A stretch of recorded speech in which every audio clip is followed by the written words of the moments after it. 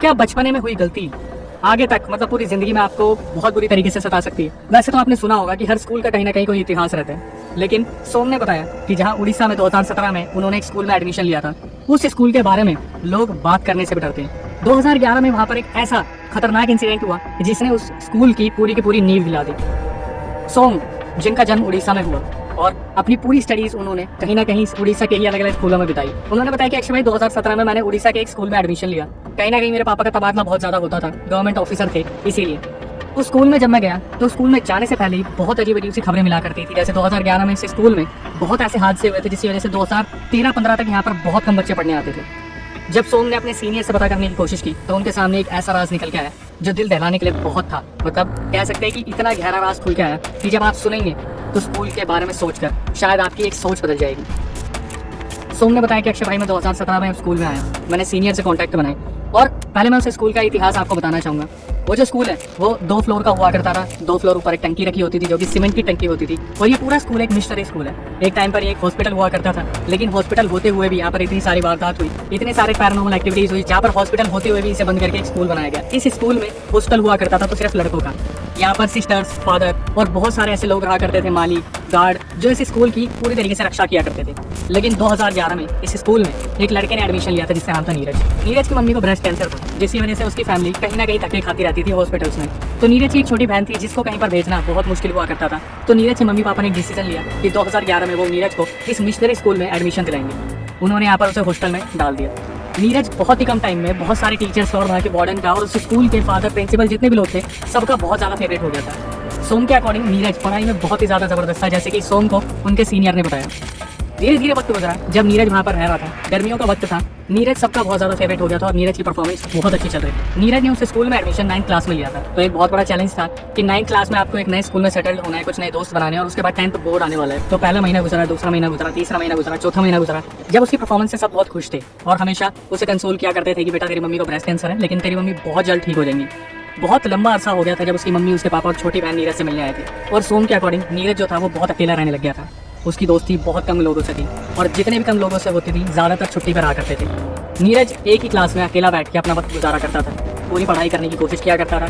लेकिन 5वां महीना जब नीरज को उस हॉस्टल में लगा तो कुछ लोगों ने नीरज की अजीब सी हरकतें ऑब्जर्व की। जैसे जब सारे सोने के लिए जाते थे तो नीरज एक बेड पर बैठ के एक दीवार की तरफ देखकर अजीब तरीके से बोतला के बात किया करता था। सब नीरज को देखा करते थे पर नीरज को कोई भी टोकता नहीं था, क्योंकि सबको डर लगा करता था कहीं ना कहीं बच्चे ही उस हॉस्टल में रहा करते थे। ये हरकतें नीरज की दिन पर दिन बढ़ने लगी। सोम ने बताया कि अक्षय भाई जब मैंने अपने सीनियर से पता किया तो बहुत सारे ऐसे बच्चे थे जो बहुत डरा करते थे। कुछ बच्चों ने नीरज को टोकने की भी कोशिश की तो नीरज ने उनका कभी कोई जवाब नहीं दिया। धीरे धीरे नीरज में एक अजीब सी नेगेटिविटी आने लगी। उसके अंदर बहुत सारे टीचर्स ने बदलाव देखना शुरू करा, ऐसे बदलाव जो नीरज से कभी किसी को एक्सपेक्टेड नहीं थे, क्योंकि नीरज से पर्सनली वार्डन मिलने आते थे, प्रिंसिपल मिलने आते थे, उसे कंसोल किया करते थे कि बेटा तेरी मम्मी को ब्रेस्ट कैंसर है बट हम प्रे करेंगे। सोम के अकॉर्डिंग उस मिशनरी स्कूल में बहुत ज़्यादा प्रेयर हुआ करती थी, बच्चों को बहुत डिसिप्लिन में रहना सिखाया जाता था। जितना भी वहाँ का स्टाफ था, जितनी भी वहाँ सिस्टर थी, वो हमेशा स्टूडेंट्स के बहुत क्लोज रहा करती थी।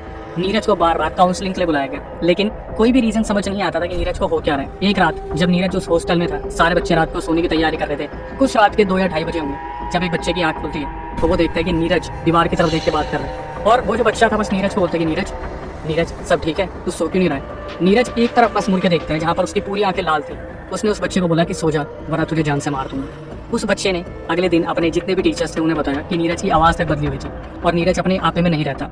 इसके बाद उन टीचरों ने कहीं ना कहीं वार्डन को बताया, लेकिन एक्शन लेने में बहुत टाइम बीत गया। जब दूसरे स्टूडेंट्स भी रात को बहुत घबराए रहते थे। वो एक रूम था जहाँ पर 12-12, 15-15 स्टूडेंट्स सोया करते थे। हॉस्टल कुछ इसी तरीके का बना था उस मिशनरी स्कूल में। धीरे धीरे नीरज की ये हरकतें उस हॉस्टल में बढ़ने लगी, जहाँ पर रात को बच्चे उसके आसपास सोने से डरने लगे। कुछ बच्चे बस पूरी रात वहाँ पे गुजारते थे और ये बात जब वार्डन तक पहुंची तो वार्डन ने फाइनली सोचा कि एक बार नीरज से बात की जाए। जब वार्डन नीरज के पास गए और उससे बोले कि बेटा क्या हुआ है, तो उन्होंने जब नीरज की तरफ देखा, काफ़ी टाइम बाद वो नीरज से बात करने गए थे, तो वार्डन ने देखा कि नीरज पूरी तरीके से बदल चुके हैं। जैसे उसकी जो आंखें हैं जो एक टाइम पर बच्चे वाली हुआ करती थी, आज वो ईवल आइज बन चुकी है। उसका जो रिएक्शन है बहुत ज़्यादा डिमोनिक हो गया है, वो बहुत ज़्यादा एग्रेसिव रहने लगा है और अपने आप को फाइट में कहीं से भी इन्वॉल्व कर लेता है। और उसका जो वेट था वो बहुत ज़्यादा गिरता जा रहा था। लेकिन सोम ने बताया कि अक्षय भाई, मुझे मेरे सीनियर ने बताया कि जब वो लड़का लड़ना शुरू करता था तो अच्छे पहलवानों के हाथ पैर तोड़ दिया करता था। मतलब अचानक से एक बच्चे में ऐसे बदलाव कैसे आ सकते हैं, ये पूरा स्कूल सोचने लग रहा था। धीरे धीरे पूरे स्कूल में नीरज के बारे में कोई ना कोई अफवाह उठती जा रही थी और बच्चों ने रोज वहाँ पर सोना बंद कर दिया उस हॉस्टल में। वो बस आँख खोल के रात को नीरज को उस दीवार से बात करते देखते और ये हादसे उस हॉस्टल में बहुत ज़्यादा बढ़ने लगे थे। लेकिन किसको मालूम था कि नीरज के अंदर जो चीज़ें पल रही थी, जो चीज़ें बढ़ रही थी, उनकी बस अभी शुरुआत हुई थी। इसके बाद जब 9th के एग्जाम्स आए, नीरज जिसने एडमिशन लिया था 2011 में, उसने बहुत अच्छे से शुरुआत की थी, लेकिन 9th में वो फेल हो गया। वार्डन बहुत ज़्यादा परेशान थे, प्रिंसिपल बहुत ज़्यादा परेशान थे, सिस्टर्स बहुत ज़्यादा परेशान थे, और सबसे ज़्यादा परेशान थे वो स्टूडेंट्स जो हॉस्टल में सोया करते थे। फाइनली वार्डन कंसोल करने के लिए नीरज के पास पहुंचे और नीरज को बोला कि बेटा मुझे पता है तुझे कहीं ना कहीं डिप्रेशन है, कहीं ना कहीं तो बहुत परेशान है कि तेरी मम्मी को ब्रेस्ट कैंसर है और वो बहुत जल्द ठीक हो जाएंगी। उन्होंने अपने सामने नीरज का एक ऐसा रूप देख लिया, शायद मेरे को लगता है कि वार्डन खुद उस रात नहीं सोए होंगे। नीरज जो एक आम लड़का था, वो अचानक से वार्डन की आंख में देख के बोलता है, कौन सी मेरी माँ? मेरी माँ? कौन सी माँ? मेरी माँ मर चुकी है। Breast cancer? कौन सा ब्रेस्ट कैंसर? मैंने बताया ना मेरी माँ मर चुकी है। मेरे आगे मत आओ, मुझसे बात मत करो, चले जाओ यहाँ से, मैं नीरज नहीं हूँ। जब इस तरीके से नीरज ने वार्डन से बात की, वार्डन बहुत ज़्यादा घबरा गए थे, और जैसे कि मैंने बताया उससे ज़्यादा घबरा गए थे वो बच्चे जो उस क्लास में नीरज की इन हरकतों को देखते थे।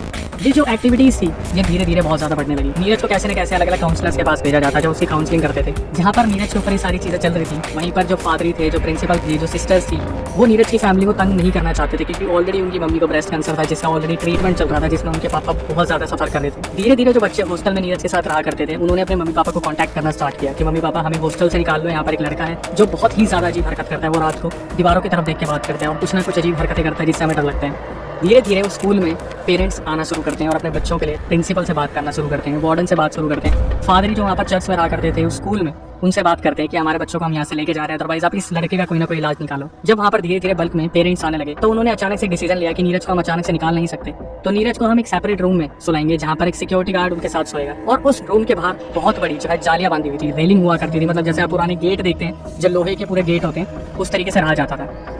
गार्ड वहाँ पर जो लेटता था वो पहली रात सोया, दूसरी रात सोया, लेकिन तीसरी रात सिक्योरिटी गार्ड ने भी अपने हाथ खड़े कर दिए, क्योंकि सिक्योरिटी गार्ड का मानना था कि ये बच्चा कोई आम बच्चा नहीं है, रात को बहुत अजीब अजीब हरकतें करते हैं वहाँ पर। सबने ऑब्जर्व करा कि जो बच्चा था नीरज, उसकी हरकतें बहुत ज़्यादा अलग थी, मतलब ऐसा लगता था जैसे वो धीरे धीरे पॉसेस हो रहा है। जो मिशनरी स्कूल था जहाँ पर जीसस को इतना ज़्यादा पूजा जाता था, वहाँ पर नीरज दिन में तो स्कूल में बिल्कुल नॉर्मल रिएक्ट करता था कभी कभी, लेकिन शाम को वो चर्च के अंदर ना जाके चर्च के बाहर जो जीसस की मूर्ति हुआ करती थी उनको बहुत अच्छी तरीके से बोलता था कि जा मैं तुझे नहीं मानता, जा मेरा तुझे जो करना कर ले। और पूरा स्कूल ये हरकतें देखता था। कभी कभी ऐसा लगता था कि कहीं ना कहीं नीरज जो है बहुत मेंटली डिस्टर्ब है, कभी कभी ऐसा लगता था कि यार ये बंदा पॉसेस है, लेकिन जैसे कोई भी एक्शन नहीं लेना चाहता था, क्योंकि एक्शन लेते तो पूरे स्कूल में हाहाकार मच जाती।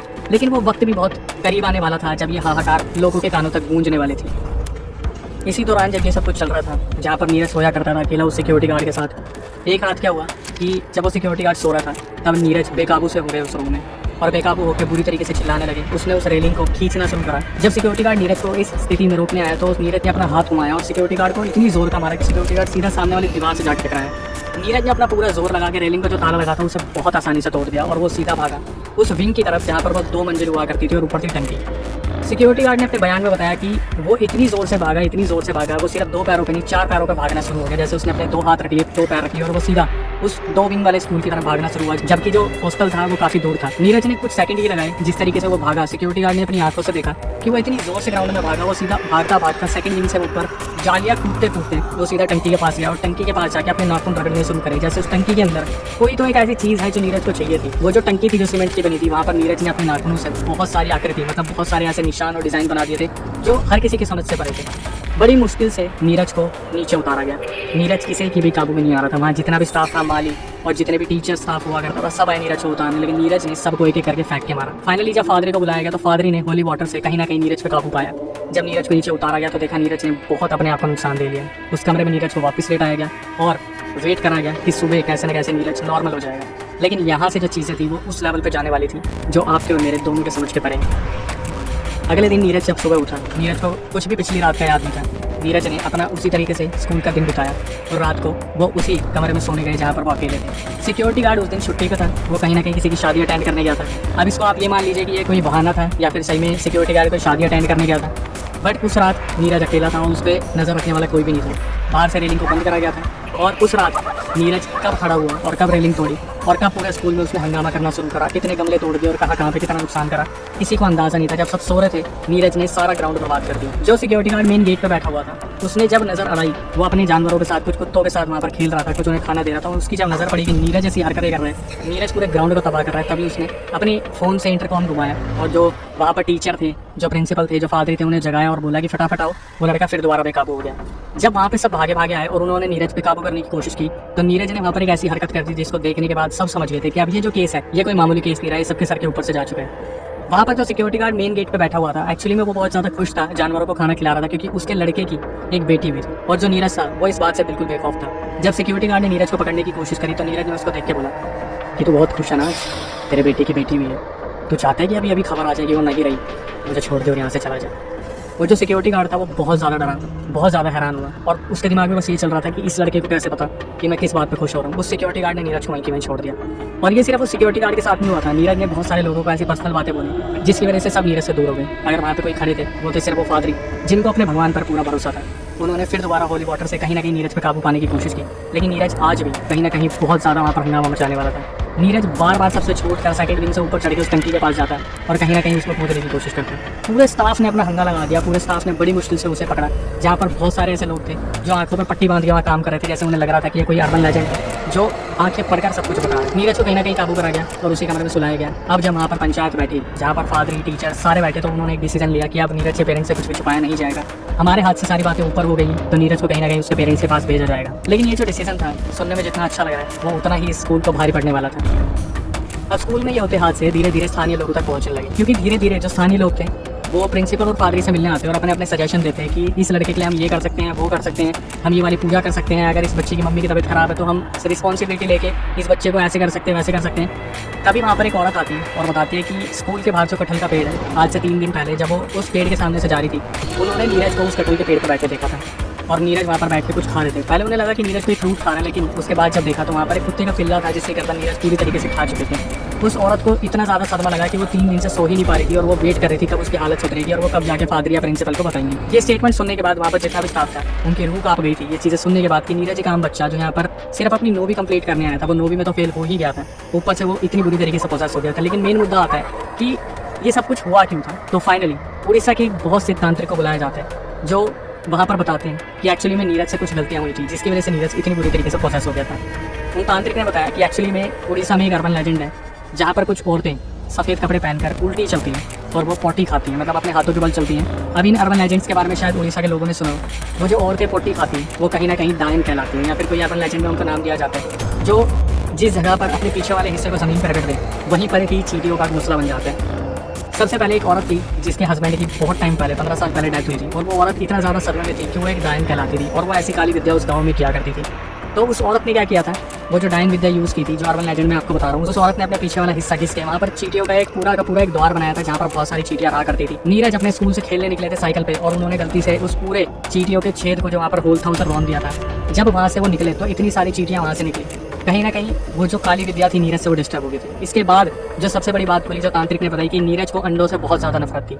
नीरज ने एक दिन देखा कि पेड़ के पत्ते पर 3 अंडे लटके हुए हैं और नीरज ने पत्थर उठाया और उनको दे के मार दिया। और उस डायन ने वो कहीं ना कहीं अपने पति के लिए टोटका कर रखा था, क्योंकि उस डायन का मानना था कि वो जो अंडे थे वो 3 अंडे, उन तीनों अंडों में कोई ना कोई स्पिरिट थी जिसमें उसका हस्बैंड बाहर आने वाला था। मतलब एक अंडे में उसका हस्बैंड निकलता, एक अंडे में जिसकी बलि दी गई थी और तीसरे अंडे में कोई ना कोई एक ऐसा राज था जो शायद वो तांत्रिक बता के गए या फिर पूरी तरीके से खुल नहीं पाया। लेकिन वो 3 अंडे की एक प्रक्रिया थी जो काले टोने की थी। नीरज ने वो जो 3 अंडे फोड़े थे उनमें से जो स्पिरिट्स निकली थी उन्होंने नीरज को बुरी तरीके से पोसेस कर लिया। अब आखिरी में आगे नीरज को बहुत सारे मंदिरों में दिखाया गया। नीरज वहाँ पे जाके शांत तो हो जाते थे लेकिन उनको सॉल्यूशन नहीं मिल पाता था। फाइनली नीरज के पेरेंट्स को बुलाया गया और नीरज को उन्हें हैंड ओवर कर दिया गया। जब नीरज की सारी कंडीशन के बारे में बता दिया गया, उन दिनों नीरज की तो हालत खराब हुई कहते कि नीरज की वजह से उनके पेरेंट्स को बहुत तकलीफ हुई। उनकी मम्मी की जो कीमो चल रही थी वहाँ पर भी उनको बहुत दिक्कतें हुई, लेकिन फाइनली उनकी मम्मी तो स्टेबल हो गई, लेकिन नीरज को बहुत दिक्कत हुई थी। अब ये पूरा इंसिडेंट हमें सोम ने बताया अपने सीनियर से पूछ के, तो हम सोम को ये बोल सकते हैं एक तरफ से शुक्रिया, लेकिन ये भी बोल सकते हैं कि आगे जाके जब सोम ने पता करा कि एक्चुअली में नीरज का हुआ क्या, तो नीरज की बाद में जाके शादी हो गई थी और वो सेटल्ड हो गए थे कहीं ना कहीं और उनकी एक बच्ची भी है। ये घटना पूरी 2011 में हुई थी जब वो 9वीं क्लास में थे और 10वीं 11वीं 12वीं पूरा अच्छा खासा जो है 14-15 साल निकल गए अब इस इंसिडेंट को, तो कहीं ना कहीं उनका सेटल्ड होना बनता है ठीक होने के बाद। तो इससे जो सबसे बड़ा सबक मिलता है वो यही है कि moral of the story conclusion कि आप अपने बच्चों पर निगाह रख सकते हैं और निगाह रखनी आज के टाइम पे बहुत ज़रूरी है कि बच्चों से कहीं ना कहीं ऐसी गलती हो जाती है जैसे रोड के बीच में टोटका रखा हो या फिर कहीं ना कहीं किसी दीवार के बीच में सिक्के रखे हो सिंदूर से बांध के, कहीं ना कहीं कुछ टॉफ़ी ज़मीन में गाड़ रखी हो या फिर टॉफ़ी दीवारों में लगा रखी हो जिस पर कोई ना कहीं उतारा कर रखा हो, क्योंकि बच्चों को तो सिर्फ खाने से मतलब है। बच्चों को मतलब नहीं है कि वो जेम्स का पैकेट है या जेम्स के अंदर कोई आत्मा बंद है जो उसको बहुत ज़्यादा नुकसान दे सकती है। तो आप अपने बच्चों को कहीं ना कहीं सीख दे सकते हो कि बेटा रोड पर बड़ी चीज़ और कहीं ना कहीं दीवारों में गड़ा कुछ भी सामान जो है उससे दूर रहें। कोई सिंदूर, कोई धागे, कोई लाल वस्त्र, कुछ भी ऐसा दिखे काला वस्त्र, उससे दूर रहें।